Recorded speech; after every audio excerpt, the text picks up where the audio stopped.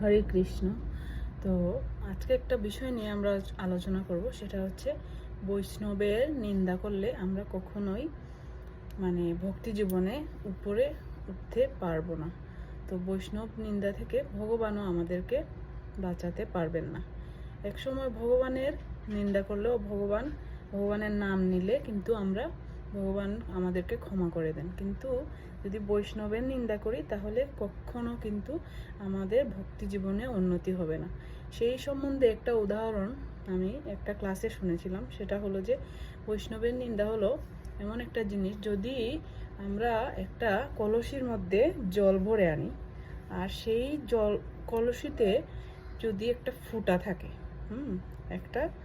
যদি ফোঁটা থাকে, তাহলে যতই আমরা জল ভরি না কেন কলসিটা কিন্তু ধীরে ধীরে নিচের দিকে পানি পড়ে যেতে থাকবে আর কলসিটা খালি হতে থাকবে। ঠিক তেমনি যদি আমরা বৈষ্ণবের নিন্দা করি, তো যতই আমরা ভক্তি জীবনে উন্নতি করতে চাই না কেন কিন্তু কি হবে, সেটা এই ফুটো কলসির মতোই, কোনোদিনই আর ভরে উঠতে পারবে না, সেটা সবসময়ই খালি হতে থাকবে। সেই জন্য বৈষ্ণব নিন্দা থেকে আমরা বিরত থাকতে হবে। বৈষ্ণবের নিন্দা যাতে আমরা না করি, সেই জন্য আমাদের বাচবেগম খুবই থাকা দরকার। হরে কৃষ্ণ।